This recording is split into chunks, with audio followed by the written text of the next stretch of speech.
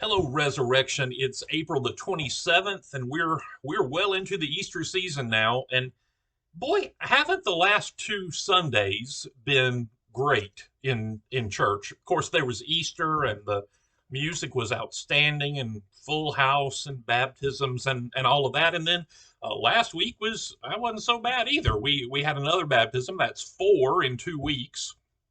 Uh, and I have baptized some sweet babies, and I have baptized some cute babies, and I have baptized some fussy babies, and I have never baptized a bigger ham in my life than Jamie. He was the biggest ham bone I have ever baptized. Could have taken that child home with me.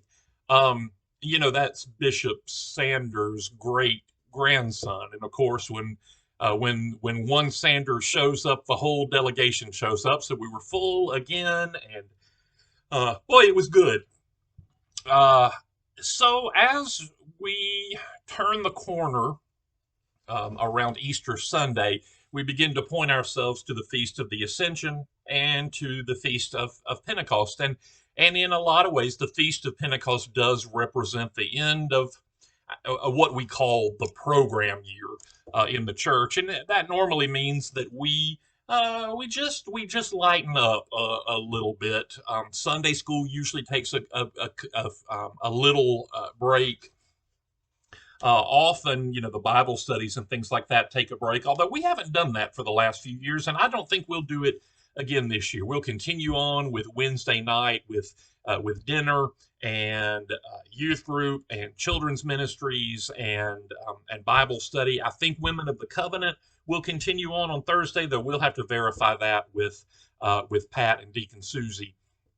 And so I think we'll continue on with those. Now we may take a few weeks break, maybe right before we start again in the fall. We sometimes do that, but I think we'll keep going because I think it's important for us to think about what ending the program year looks like at Resurrection this year because we are back. We have been back for 2 months, 2.5 months, maybe 3 months. I mean, back in a big way. I'm an obsessive numbers cruncher. I try not to be, but I just am. It's woven into me.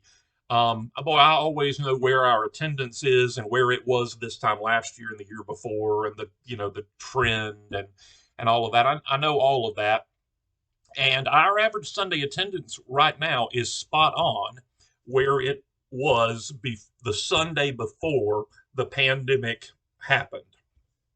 So, to say that we are back, we are literally right where we were. We're doing beautifully right now, and that average attendance is that's not counting Easter, right? I'm not counting that huge bump, the huge surge.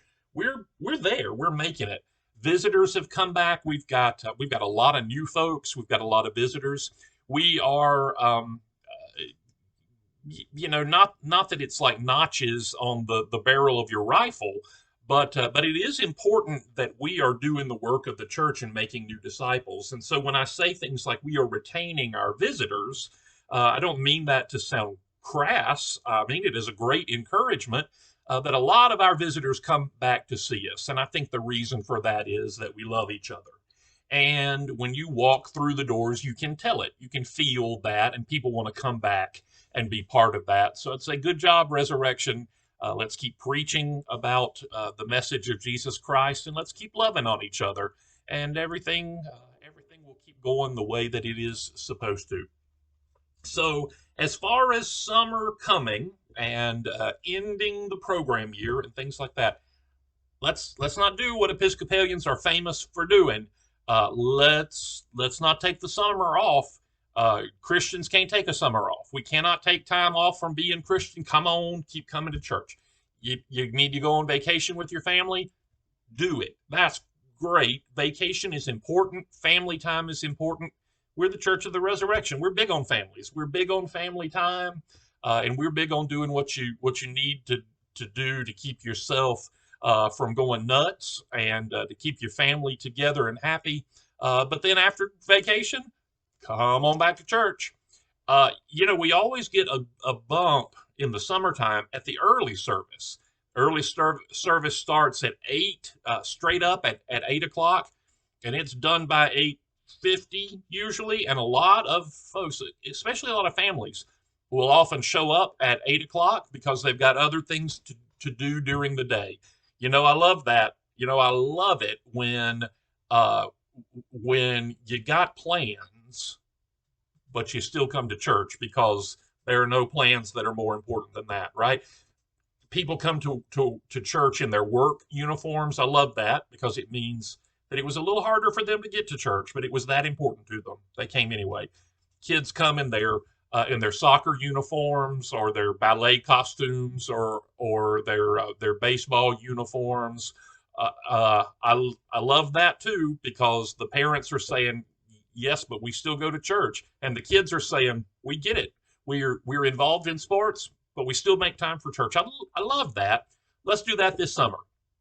Do summer, have a great time, but still make time for church. It's what we do, and we can't afford to lose the momentum right now. So let's not start again in the fall, right? It's been hard these last 2 years, and we're there.